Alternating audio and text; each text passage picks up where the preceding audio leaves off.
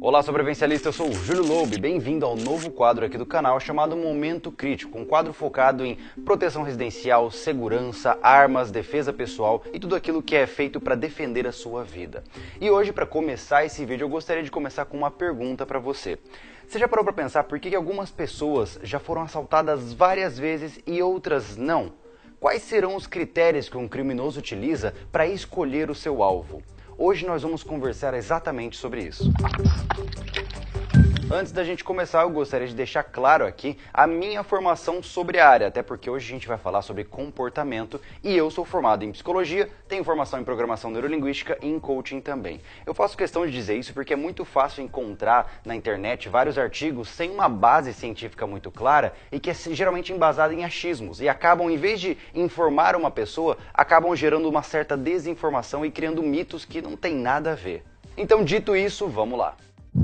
Para a gente entender como um criminoso pensa, a primeira coisa que nós temos que fazer é tirar aquela raiva que a gente sente do bandido, tá? Eu sei que pode parecer estranho dizer isso, mas para você entender como um criminoso pensa, você tem que pensar como ele. Então esse é aquele momento onde você tem que desligar um pouco a moralidade e começar a olhar como é que esse bandido, como é que esse marginal olha para os seus alvos. Somente assim, entendendo como ele pensa, a gente vai conseguir reagir contra ele. Então, nesse momento, desliga o seu botão aí de raiva, de sentimento de justiça e tudo mais, e vamos entrar nesse pensamento criminoso para que a gente possa entender quais são os critérios que eles utilizam para escolher os seus alvos. Então, dito isso, vamos aos pontos principais da dinâmica mental de um marginal.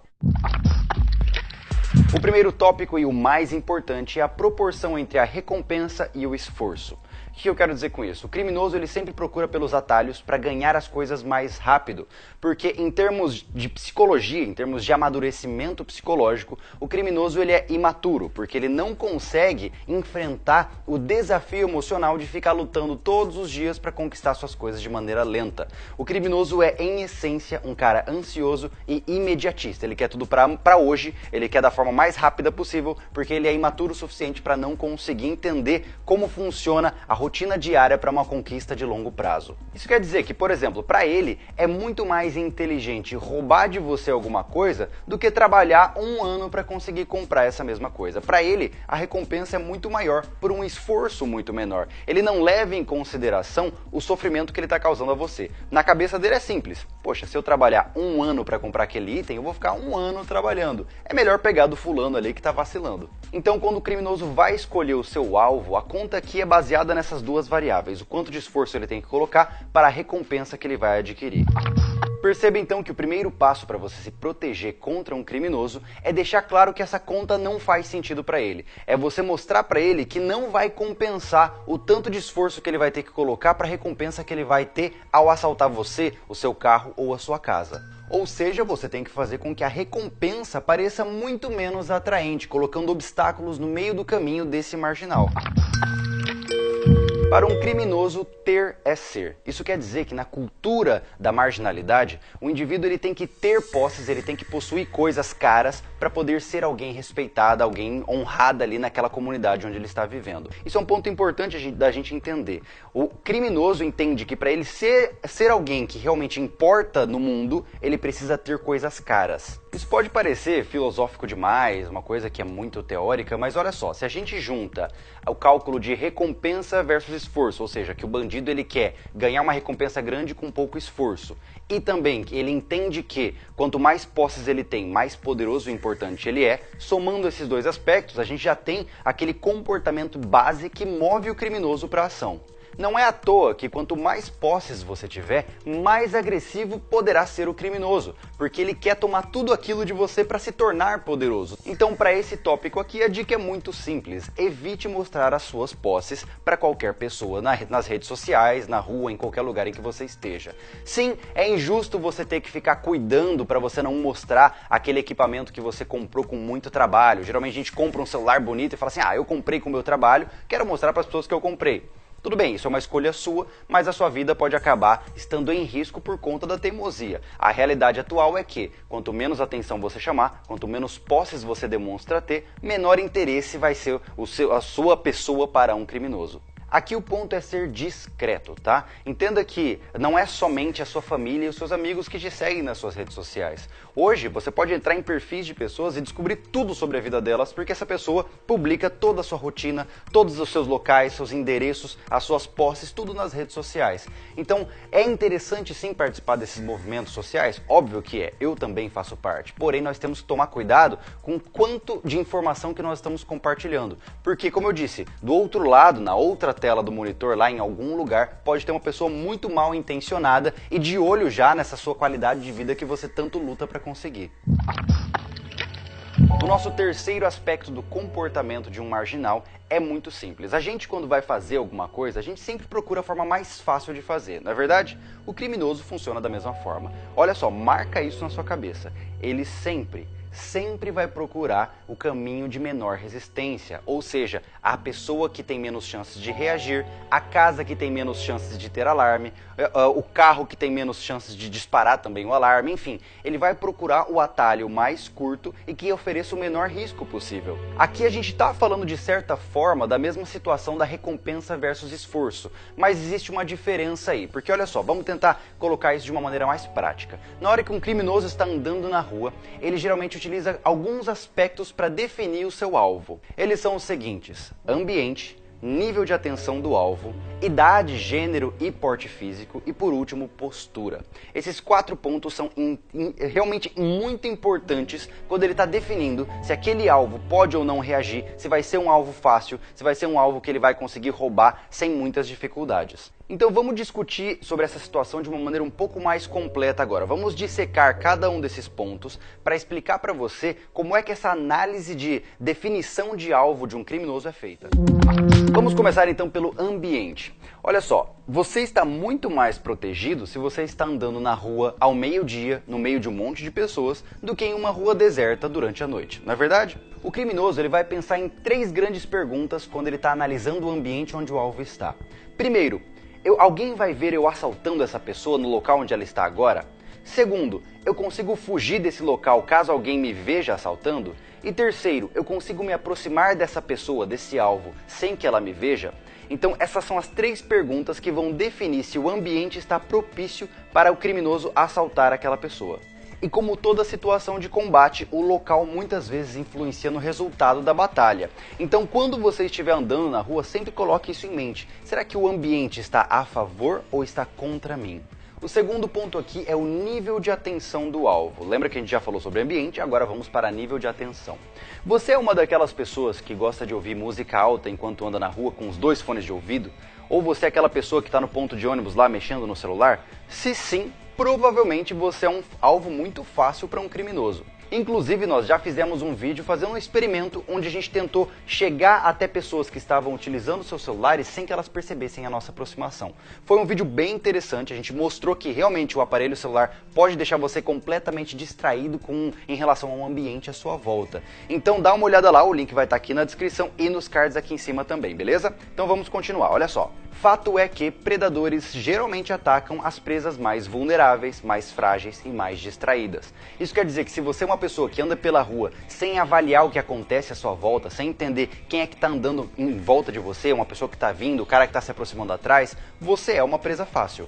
Por mais que a ansiedade de você checar suas notificações seja grande, espere para você ver isso num momento um pouco mais privado, num ambiente onde você fique menos vulnerável. E se você gosta de ouvir música, não tem problema, não estou dizendo aqui que você não pode fazer isso. Simplesmente ouça, porém, com o volume mais baixo e somente com um lado do fone, assim você consegue ainda ouvir o ambiente à sua volta. Esses atos simples já podem diminuir muito as chances de você se tornar um alvo perante um criminoso que está andando ali procurando alguém que está vulnerável.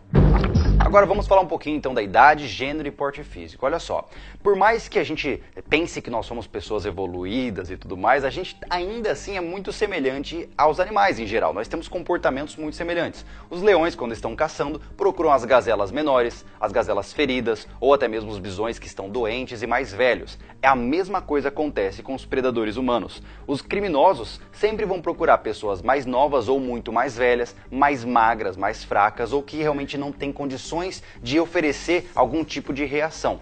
Não é à toa que é natural entender que uma mulher está mais vulnerável que um homem em essência. Por quê? Porque geralmente, em termos estatísticos, as mulheres são mais fracas do que os homens em termos físicos. Então, se você no caso é do sexo feminino e está nos assistindo, entenda que isso já é uma desvantagem basal para você quando a gente fala dessa situação de reações a assaltos. A grande pergunta que o criminoso vai fazer, olha só, ele já avaliou o ambiente, ele já entendeu o nível de atenção daquela pessoa e agora ele está avaliando a estrutura física dessa pessoa. A pergunta que ele vai se fazer é: quais as chances daquela pessoa ali conseguir reagir ao meu assalto, por exemplo, e me causar danos físicos? Perceba que é muito mais interessante para ele atacar, por exemplo, uma senhora de idade que anda devagar do que um cara com um porte atlético que pode muito bem dar uma surra nele. Curiosamente, isso é tão importante que é até difícil você ver um cara grande sendo rendido por um bandido armado, porque mesmo o bandido estando armado, ainda assim ele vai priorizar alguém que tem um porte menor e pareça ser mais frágil. É claro que muito dessas características eu não tenho como mudar, não tem jeito, né? Até porque, por exemplo, eu sou magro, dificilmente vou ganhar 2 metros de altura e ficar todo forte. Então a gente tem que entender o nosso perfil, entender as vulnerabilidades que o nosso corpo pode mostrar e tentar compensar isso de outra forma. E é aí que a gente entra no quarto ponto, que é a postura. Agora vamos falar um pouquinho sobre postura dominante. Olha só, mais do que aspectos de gênero, idade, porte físico, a gente tem que se atentar à postura comportamental. Ela pode muito bem repelir uma pessoa, repelir um marginal facilmente. E de maneira simples, a gente pode categorizar essas posturas em 2 grandes categorias: dominante e submissa. Essas 2 posturas são bem simples de serem explicadas. Uma pessoa que é dominadora tem uma postura que mostra como se ela realmente fosse capaz de dominar outras pessoas. E, obviamente, do lado contrário, a postura submissa demonstra uma imagem de fraqueza e que é uma pessoa que provavelmente vai se dobrar à vontade alheia. Então, para a gente começar, eu vou explicar de uma forma um pouco mais generalista como é que funciona cada uma dessas posturas, tá? Vamos começar pela submissa, que inclusive é uma das mais utilizadas principalmente pelos adolescentes. Olha só, a postura submissa é o seguinte: quanto menos espaço eu ocupar, mais frágil eu pareço, certo? Enquanto uma postura dominadora, você está lá de coluna ereta, peito aberto, né, com a face elevada, a submissão é exatamente o contrário. Você tenta ocupar o menor espaço possível e ficar o mais encolhido possível, se mostrando como uma pessoa que não quer chamar atenção, que é frágil e que simplesmente não quer ser incomodada. Percebe a diferença que as 2 posturas realmente causam ao você olhar para elas? Então isso quer dizer, obviamente, que se você fizer o contrário, se você em vez de ficar lá encolhido, ficar coluna ereta, ombros retos aqui, peito estufado, cabeça levantada e olhar firme, provavelmente você vai passar uma imagem para esse criminoso de que, mesmo sendo fraco, gordo, magro, não importa o seu gênero, você tem possibilidade de reagir ao assalto, o que já pode desencorajar a ação do criminoso. Agora, para ficar mais claro, eu vou mostrar para você aqui qual a diferença visual entre uma postura dominadora e uma postura submissa. A postura dominante é focada em ocupar espaço e parecer grande. Quanto mais espaço você ocupa, mais dominador você parece. Assim como na natureza os macacos estufam o peito e os ursos ficam eretos sob 2 patas, o ser humano tenta aumentar o seu tamanho para mostrar que é mais forte do que parece.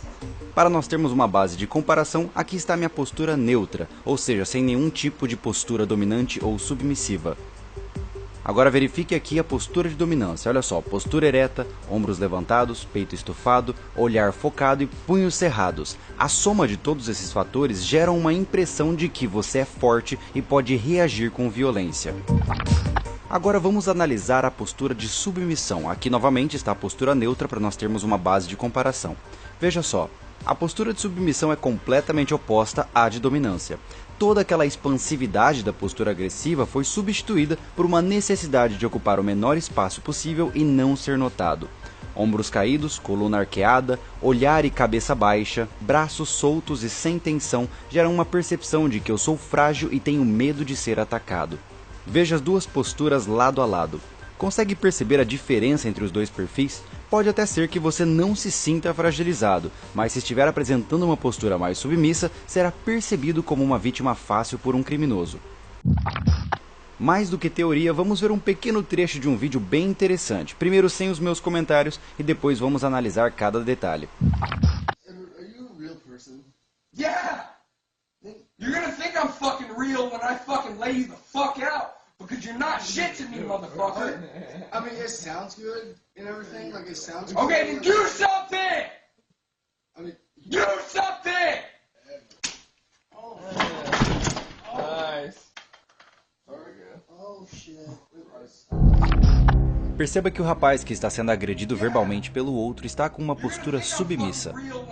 Seus ombros estão arqueados, sua cabeça está baixa e ele está em uma atitude defensiva. Inclusive ainda falando baixo para não despertar a agressividade do dominante. Okay, then do something! Contudo, depois de certo abuso, ele decide adotar a postura de dominância. E perceba então, neste exato momento, ele muda sua expressão corporal completamente antes de atacar o agressor. Aqui você pode perceber como realmente o corpo muda de acordo com a intenção. Ele sai de uma postura de submissão e de defesa e em uma fração de segundos mudou para uma postura de dominância e tomou conta da situação.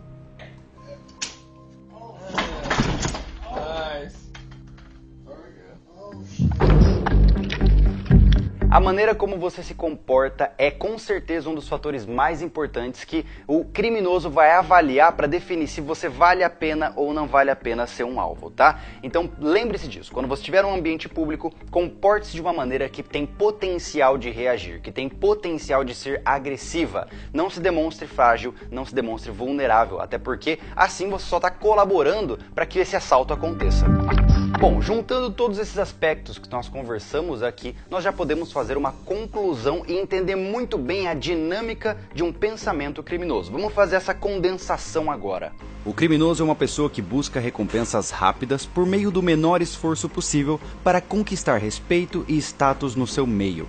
Ele sempre vai focar em alvos que ofereçam menor resistência e risco, e para definir o seu alvo, ele leva em consideração o ambiente, o nível de atenção da possível vítima, sua idade, gênero, porte físico e também a forma como ela se comporta, se é uma pessoa dominadora ou submissa. Apesar de não soar politicamente correto, eu repito, para você conseguir se proteger contra um criminoso, você tem que aprender a pensar como um criminoso. Somente assim você vai conseguir prever as ações e inclusive avaliar as suas próprias ações para verificar se você não está se colocando em risco de maneira desnecessária. Entenda que a melhor forma de reagir a um assalto é evitando que ele aconteça.